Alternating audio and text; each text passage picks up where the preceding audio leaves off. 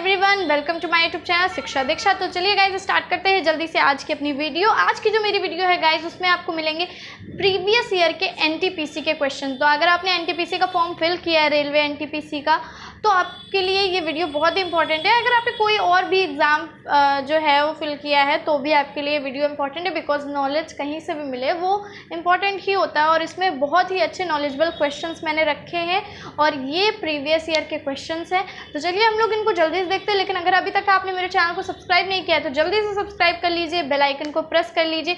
इसके साथ अगर आपने अभी तक कोई मॉक टेस्ट ज्वाइन नहीं किया है जिसमें इस तरह के क्वेश्चन आपको मिलेंगे तो जल्दी से ज्वाइन कर लीजिए। तैयारी प्लस लिंक मैं आपको डिस्क्रिप्शन में दे दूंगी। अगर आप मेरे कूपन कोड से परचेस करोगे तो 100 रुपीज़ ऑफ हो जाएंगे और आपको ऐसे बहुत सारे उसमें लगभग 1500 प्लस मॉक टेस्ट मिलेंगे, 1500 प्लस टेस्ट मिलेंगे हर एक चीज़ के, रेलवे के, आईएएस के, एसएससी के, बैंकिंग के, सबके।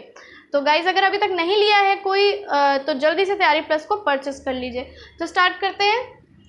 तो जैसा कि मैंने बोला काफ़ी इंपॉर्टेंट क्वेश्चन है, तो चलिए देखते हैं।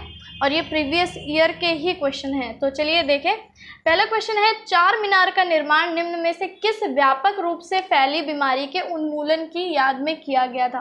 तो सबसे पहले मैं चार मीनार के बारे में आपको थोड़ा सा बता देती हूँ शॉर्ट में कि चार मीनार जो है वो हैदराबाद में पड़ती है। चार मीनारों पे बना हुआ स्ट्रक्चर है इसलिए इसको चार मीनार बोला जाता है।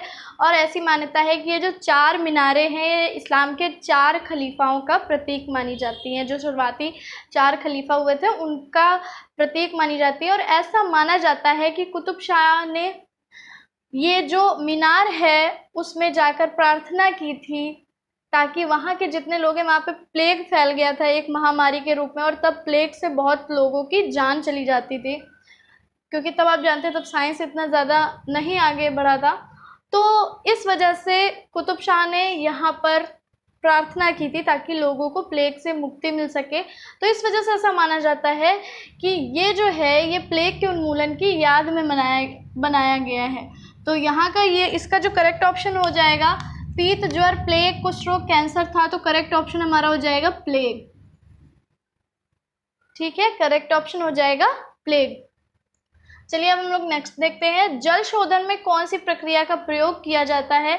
ऑप्शन है आपके परासरण, साइटोलिसिस, विपरीत परासरण और टर्गर दाब। तो इसमें से करेक्ट ऑप्शन है विपरीत परासरण। जल शोधन के लिए हम विपरीत परासरण प्रक्रिया का प्रयोग करते हैं। ठीक है, तो मैं सर्कल आउट कर दे रही हूँ जितनी भी चीज़ें राइट है उनको। ठीक है, चलिए नेक्स्ट देखते हैं।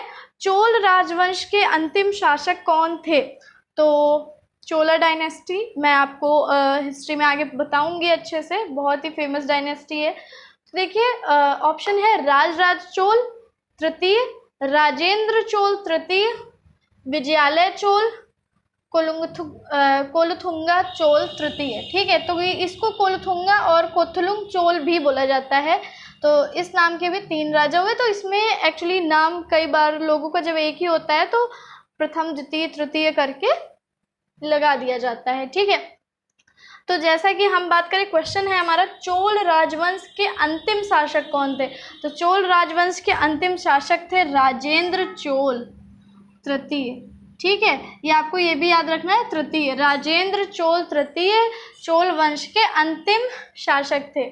और चोल वंश के प्रथम शासक किसको माना जाता है। तो चोल वंश के प्रथम शासक विजयालय चोल को माना जाता है। ठीक है, तो मैं यहाँ इसको सर्कल आउट नहीं कर रही हूँ बिकॉज ये इसका आंसर नहीं, लेकिन अगर प्रथम शासक पूछा जाए, मतलब जिसने चोल वंश की स्थापना की, तो वो विजयालय चोल हो जाएंगे। ठीक है, चलिए अब हम देखते हैं भारतीय संविधान के किस अनुच्छेद में वित्तीय आपातकाल से संबंधित प्रावधान वर्णित है। तो देखिए यहाँ पे आपको चार अनुच्छेद दिए गए हैं। चार अनुच्छेद में से राइट है आपका अनुच्छेद 360 जिसमें वित्तीय आपातकाल से संबंधित प्रावधान दिए गए हैं। बाकी के बारे में बात कर लेते हैं इसके बाद। जो है अनुच्छेद 70, तो अनुच्छेद 70 में राष्ट्रपति की कार्यों का विवरण एक तरीके से किया गया है।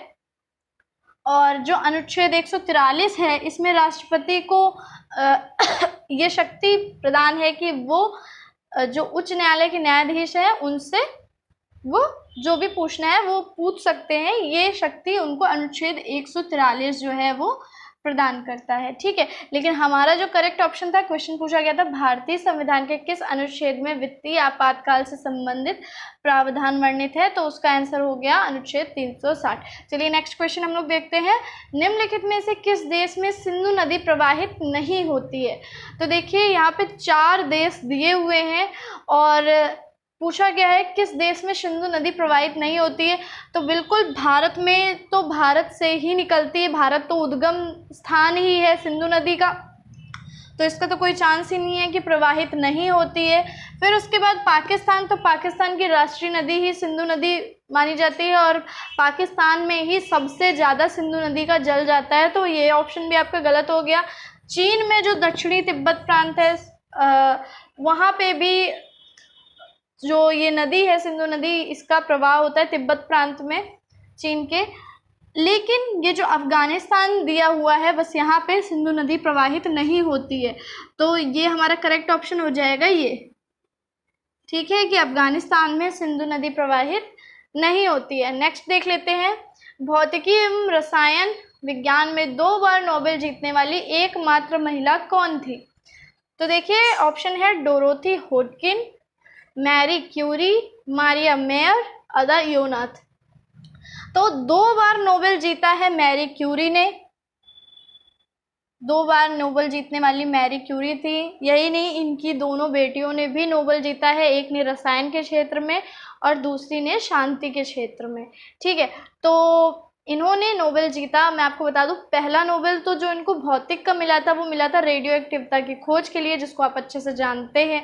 ठीक है, दूसरा नोबेल जो उनको केमिस्ट्री का मिला था, यानी कि रसायन विज्ञान का मिला था, वो मिला था रेडियम के शुद्धिकरण के लिए। तो ये 2 नोबेल इनको मिले थे अलग अलग क्षेत्र में, यानी कि भौतिक विज्ञान के क्षेत्र में भी और रसायन विज्ञान के क्षेत्र में भी। तो ये एकमात्र ऐसी महिला थी, एकमात्र ऐसी महिला जिन्होंने 2 बार नोबेल जीता है विज्ञान के 2 अलग अलग क्षेत्रों में। ठीक है, तो चलिए अब हम नेक्स्ट क्वेश्चन देखते हैं, निम्नलिखित मंदिरों में से किसे यूरोपीय नाविकों द्वारा ब्लैक पगोड़ा भी कहा जाता है। तो ऑप्शन है आपके कोणार्क मंदिर, जगन्नाथ मंदिर, ब्रह्मेश्वर मंदिर, मुक्तेश्वर मंदिर। तो इसका करेक्ट ऑप्शन हो जाएगा कोणार्क मंदिर। कोणार्क मंदिर को ब्लैक पगोड़ा भी कहा जाता है। कोणार्क मंदिर जो है वो सूर्य भगवान को समर्पित मंदिर है, उड़ीसा में है ये, और वो जगह भी कोणार्क बोली जाती है, वो शहर जहाँ पे ये मंदिर है। कोणार्क का मतलब होता है, देखिए अर्क का मतलब है सूर्य, और इसी तरीके से कोणार्क मतलब कोण का मतलब कोना। ठीक है, तो इससे जोड़ करके ये कोणार्क नाम इसका रखा गया।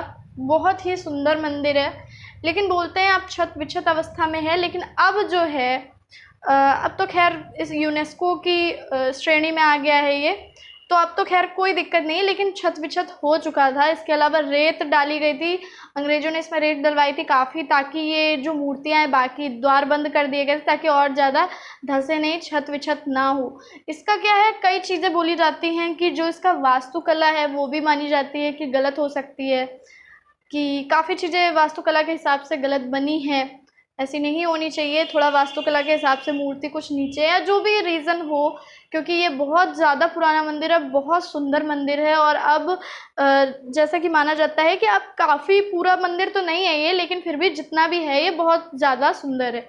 इस मंदिर में सूर्य जी की प्रतिमा है और उगते हुए सूर्य की प्रतिमा, रथ लिए हुए सूर्य की प्रतिमा, बाकी जो 5 पांडव हैं उनके रथ वगैरह दिखाए गए। बहुत ही सुंदर मंदिर है ये।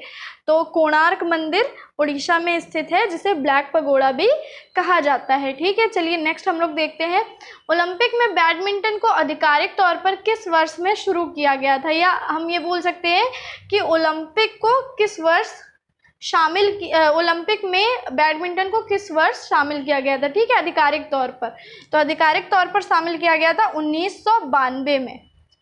बैडमिंटन को आधिकारिक तौर पर ओलंपिक में 1992 में शामिल किया गया था। गाइज आई होप आप लोगों को क्वेश्चन क्लियर हो गए होंगे। आप लोग स्क्रीनशॉट ले सकते हो इसका। तो स्क्रीनशॉट ले लिया होगा गाइज आप लोगों ने। कैसी लगी ये वीडियो आपको मुझे ज़रूर बताइएगा कमेंट में, एंड आगे आप कौन सी वीडियो चाहते हो ये भी बताओ।